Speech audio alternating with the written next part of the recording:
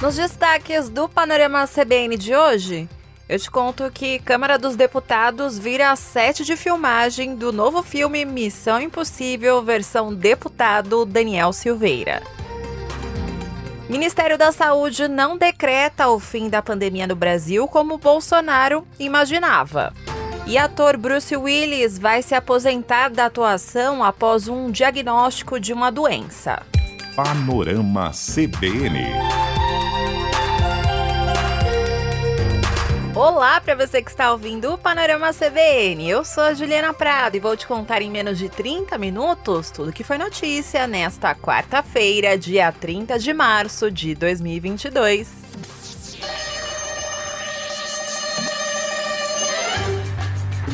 Eu tenho certeza que você já ouviu essa música do filme Missão Impossível, né? E hoje foi um dia de Missão Impossível na Câmara dos Deputados.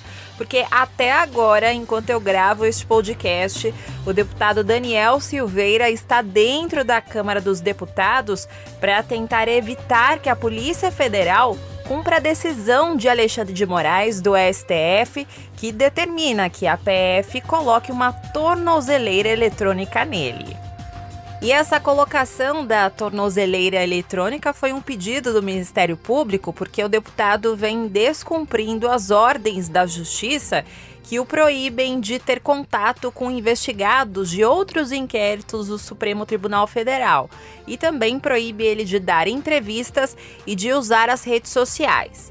E relembrando você sobre esse caso especificamente, o deputado Daniel Silveira foi preso em fevereiro do ano passado e deixou a prisão domiciliar em novembro. E por que isso aconteceu? Ele virou réu por agredir e ameaçar os ministros do Supremo, incitar a violência para impedir o livre exercício dos poderes legislativo e judiciário e também virou réu por incitar a animosidade entre as Forças Armadas e o STF.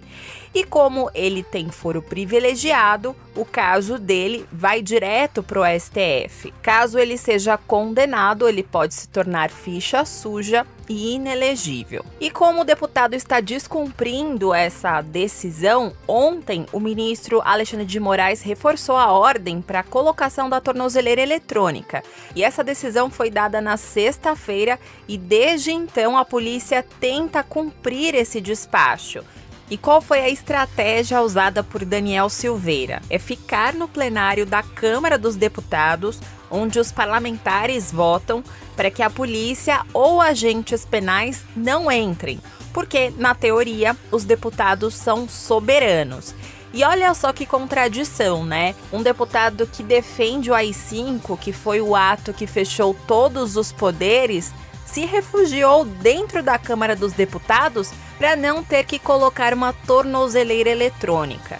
E esse teatro que está sendo causado por ele, digamos assim, esse set de filmagem do filme Missão Impossível, virou uma questão bem constrangedora para os parlamentares. Porque a PF está plantada na Câmara esperando o momento exato em que Daniel Silveira vá para o gabinete. E aí sim, eles possam de fato colocar esse equipamento de rastreamento nele. E quem tem que autorizar a entrada da PF dentro do plenário é o presidente da Câmara, Arthur Lira. E ele defendeu que a Câmara é inviolável por ser um espaço democrático. E isso impede, então, a tentativa da Polícia Federal de cumprir a decisão de Alexandre de Moraes. Mas tem um porém nessa história. Essa é uma decisão judicial, né, que foi dada por um ministro do Supremo Tribunal Federal. E como você sabe, qualquer decisão judicial precisa ser cumprida. E o vice-presidente da Câmara, Marcelo Ramos, que está lá em Brasília, diferente de Arthur Lira, falou exatamente sobre essa ambiguidade. A primeira premissa é que o plenário da Câmara dos Deputados é o ambiente inviolável do sistema democrático e que, portanto, nenhuma decisão judicial será cumprida dentro do espaço do plenário da Câmara dos Deputados. Essa é a primeira premissa. A segunda premissa é que decisão judicial, por mais questionável que seja, ela não se questiona, ela se cumpre e se contesta. Nós não podemos obrigar o deputado Daniel a colocar a tornozeleira, mas também não temos como desobrigar o Poder Judiciário a fazer cumprir a sua decisão. É essa a posição da mesa diretora. Arthur Lira divulgou uma nota hoje à tarde e criticou o uso midiático da Câmara pelo deputado Daniel Silveira. E ele resolveu pressionar o STF para analisar em plenário, ou seja, todos os ministros analisem a ação contra o parlamentar que é bolsonarista. E logo depois dessa cobrança pública de Arthur Lira, o presidente do STF, Luiz Fux, decidiu antecipar para o dia 20 de abril o julgamento da ação penal contra Daniel Silveira. E hoje, durante o discurso na Câmara, o deputado disse que não vai aceitar colocar a tornozeleira eletrônica, porque para ele a Câmara precisa decidir primeiro se chancela ou não essa decisão de Alexandre de Moraes. E eu não me recuso a cumprir ordens judiciais. O que está acontecendo é que a ordem judicial emanada pelo ministro Alexandre de Moraes coloca em xeque todo o parlamento e o poder legislativo, uma vez que ele impõe medidas cautelares em um deputado antes de ser analisado pela Casa. O julgamento da ADI 5526 é muito claro, tem que passar pela Casa caso aconteça de atrapalhar, direta ou indiretamente, o livre exercício do mandato parlamentar. O que eu estou dizendo é que até aceito sim a imposição, quando os deputados decidirem se vai ser ou não aplicada. Não adianta eu chegar aqui e dizer aceito, abrir o precedente contra o Poder Legislativo e uma escalada de autoritarismo por uma única pessoa. O deputado Bongás, do PT, criticou essa postura de Daniel Silveira. Para ele, o uso das dependências da Câmara como forma de constranger os outros poderes e evitar o cumprimento da decisão judicial envergonha o parlamento. É uma opção dele, mas toda vez que tem atitudes dessas, elas comprometem ainda mais o parlamento. E nós precisamos resgatar exatamente o papel do parlamento, respeitando a Constituição e sendo de fato transparentes, democráticos. Nós devemos ser os primeiros seguidores da lei. Amanhã a Bianca Santos vai contar para você o próximo capítulo. Se realmente o deputado Daniel Silveira vai passar mais uma noite dormindo no gabinete para escapar da tornozeleira eletrônica.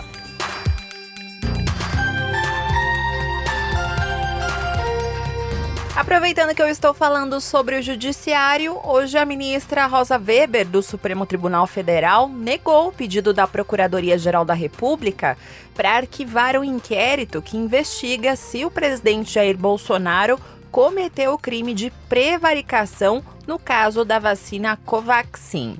No glossário do Panorama, prevaricação, bem resumidamente, é quando um agente público sabe de algum ato ilícito e não comunica às autoridades sobre esse crime. E você com certeza deve lembrar desse caso, né? Ficou bem famoso na época da CPI da Covid, quando os irmãos Miranda denunciaram a comissão que alertaram o presidente Bolsonaro sobre as suspeitas de corrupção envolvendo o Ministério da Saúde na compra dessa vacina indiana. E dando todo aquele contexto jurídico dessa história para você, no mês passado, o Procurador-Geral da República, Augusto Aras, disse que a conduta atribuída a Bolsonaro não configura crime e pediu o arquivamento desse caso. Mas a ministra discordou. Rosa Weber não antecipou a posição dela sobre esse caso, né, se o presidente cometeu ou não um crime, mas disse que não dá para descartar isso com base nos argumentos do Ministério Público.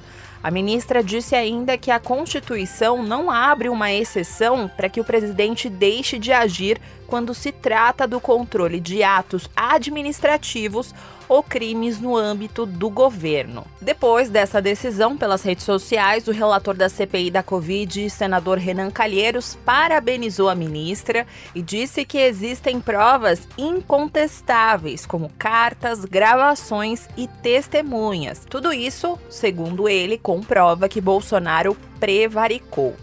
Já o ministro da Saúde, Marcelo Queiroga, saiu em defesa do presidente da República.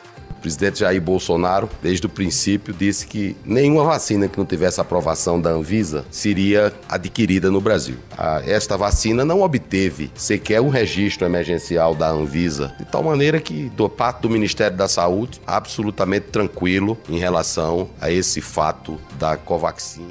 Juridicamente falando, como é que ficou essa situação? Seguinte, a ministra devolveu esse caso para a Procuradoria-Geral da República, mas não determinou nenhuma medida específica. Segundo ela, cabe ao STF analisar se o pedido de arquivamento seguiu as regras.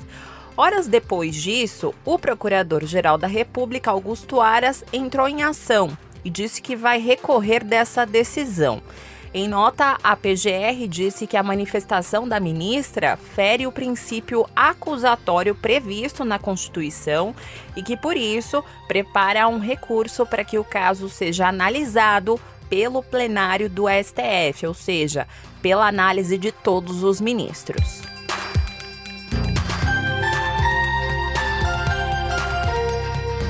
Agora eu vou falar sobre a pandemia porque ela ainda não acabou. Inclusive, hoje o Ministério da Saúde informou que não pretende decretar o fim da pandemia de Covid no Brasil nos próximos dias.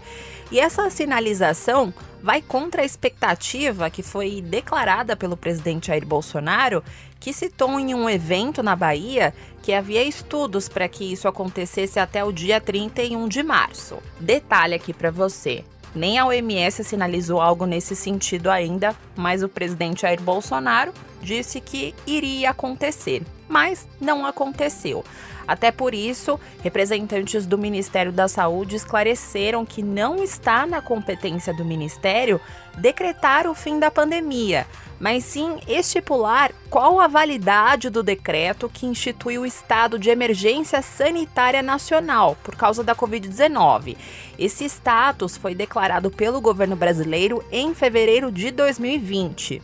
E o secretário executivo do Ministério da Saúde, Rodrigo Cruz, explicou que essa é a única decisão a ser tomada pelo ministro da Saúde, já que ele não tem autoridade para reduzir a pandemia para uma endemia.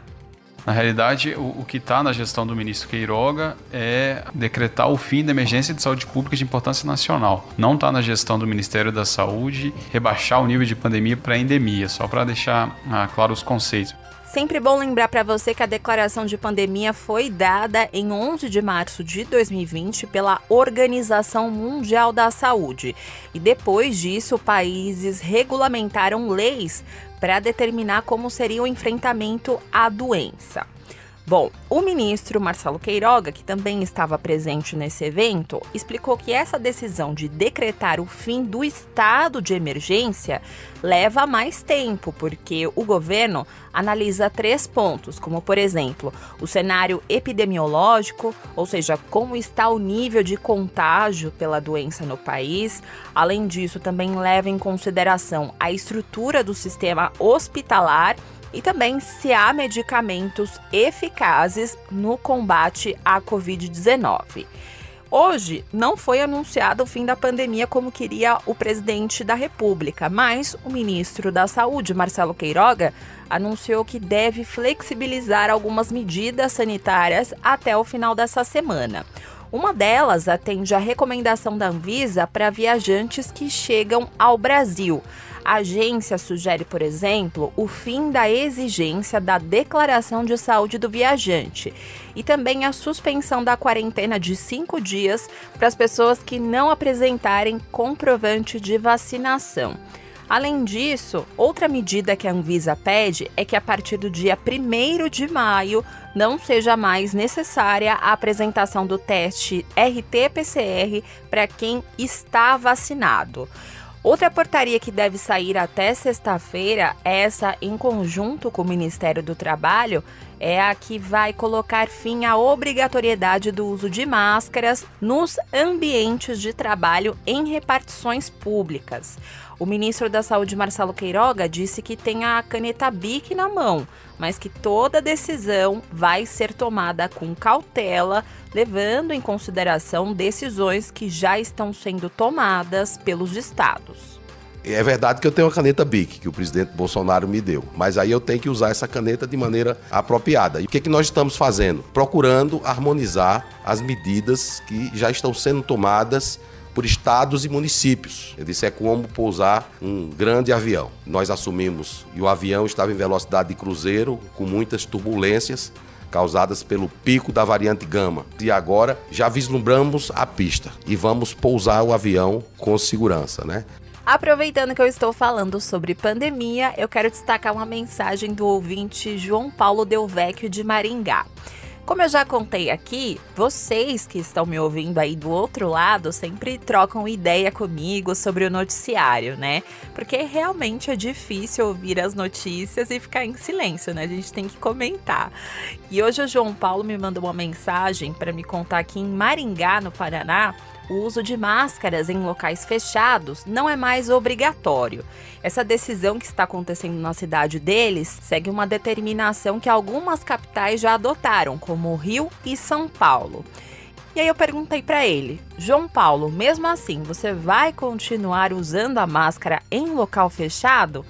E ele me disse a seguinte frase: eu ainda vou usar até quando a OMS dizer alguma coisa sobre isso.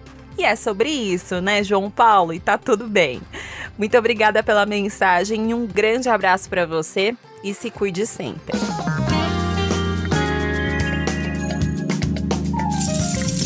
No mercado financeiro, a Bolsa de Valores de São Paulo fechou o dia em alta de 0,2% aos 120.259 pontos. No mercado de câmbio, o dólar comercial fechou em alta de 0,62%, cotado a R$ 4,787. Já o euro fechou com uma valorização de 1,17% aos R$ 5,339. No cenário internacional, eu trago para você atualizações sobre a guerra da Rússia contra a Ucrânia. Hoje, o ministro da Defesa da Rússia, Sergei Shoigu, informou que as tropas da Rússia que estavam atacando as cidades de Kiev e Chernihiv vão se reagrupar. O objetivo é que elas se reúnam para libertar, entre aspas, a região de Donbass, fecha aspas, que fica no leste ucraniano e que concentra grupos pró-Moscou. Então, essa seria uma segunda fase dessa invasão russa, uma vez que o ministro da Defesa da Rússia disse nessa mesma fala que os objetivos da primeira fase teriam sido concluídos. E essas declarações do ministro acontecem um dia depois que a Rússia disse que reduziria as operações perto de Kiev e Chernihiv para apoiar o progresso nas negociações de paz. E essa guerra no leste europeu não dá uma trégua e completou hoje 35 dias diante de novos ataques por parte das tropas russas.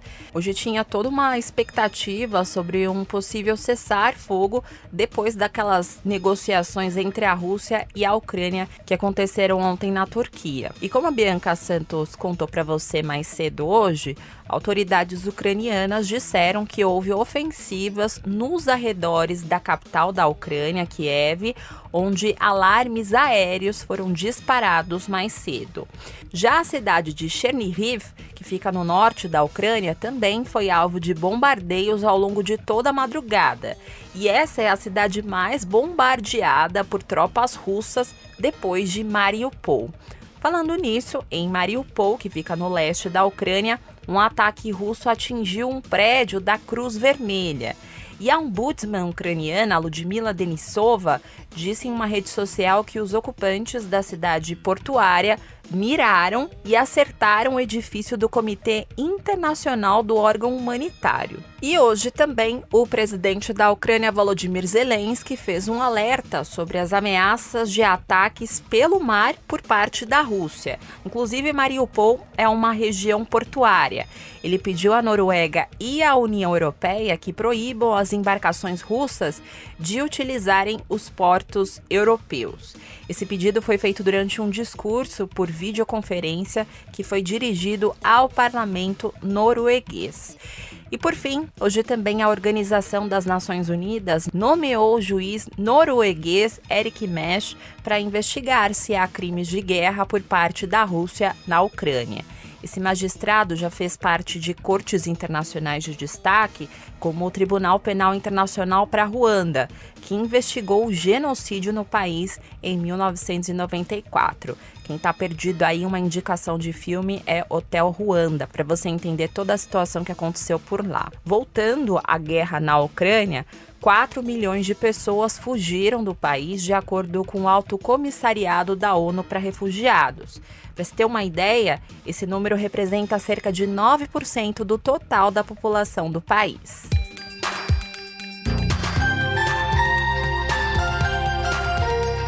E uma notícia triste que vem do cinema é que a família do Bruce Willis anunciou hoje que o ator, que tem 67 anos, vai se aposentar da atuação depois de um diagnóstico de afasia, que é um distúrbio de linguagem que afeta a capacidade de comunicação. Segundo a família, essa doença está impactando as habilidades cognitivas dele. E se você nunca ouviu falar sobre essa condição, eu vou te explicar um pouco. A afasia é o nome dado a toda e qualquer alteração de linguagem afetando as seguintes funções: a capacidade de falar ou se expressar verbalmente, a compreensão da linguagem verbal, a compreensão da linguagem escrita, nesse caso a leitura, e também a capacidade de escrever. E segundo a Sociedade Brasileira de Fonoaudiologia, esse comprometimento acontece após um dano cerebral. A causa mais comum é o AVC, mas também pode acontecer depois de um traumatismo craniano ou um tumor cerebral, aneurisma, infecções cerebrais e alguns tipos de demência. E segundo o comunicado da família do ator Bruce Willis, como resultado de tudo isso, após muita análise, Bruce Willis está saindo da carreira que significou tanto para ele. Mas o ator deixa um belo de um legado, né? Ele começou a carreira nos anos 80 e explodiu no cinema como astro da série de filmes de ação Duro de Matar, que teve o primeiro lançamento em 1988. Ele também ficou muito conhecido em filmes como Sexto Sentido e também o clássico e aclamado Pulp Fiction. O ator norte-americano ele ganhou 2 Emmys pela série A Gata e o Rato em 1987, que foi um sucesso na TV dos Estados Unidos, e também ganhou um Emmy pela participação em Friends em 2000.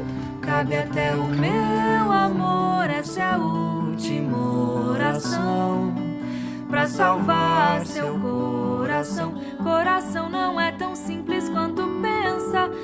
E eu vou embora hoje com a música Oração e daqui a pouquinho eu explico o motivo pra você. Primeiro, eu queria agradecer a sua companhia de hoje.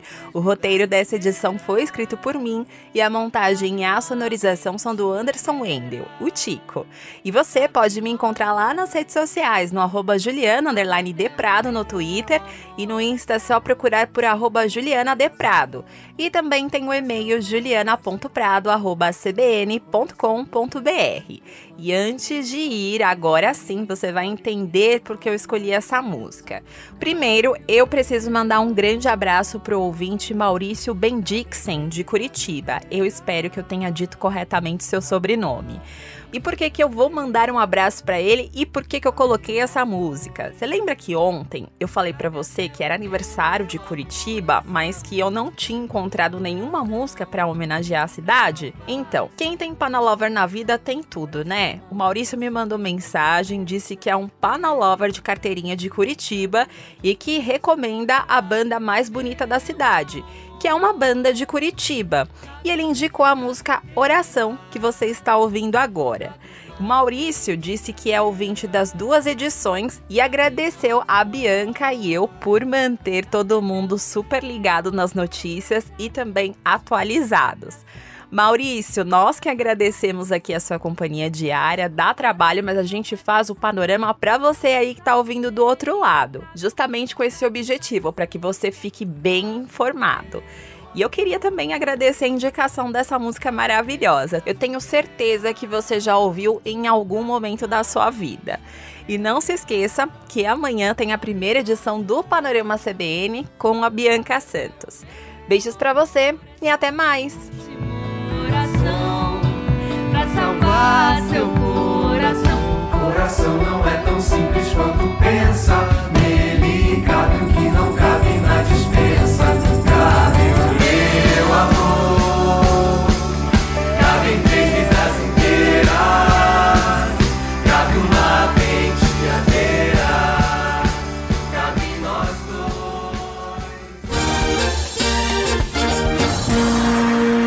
Panorama CBN. As principais notícias do dia em menos de meia hora.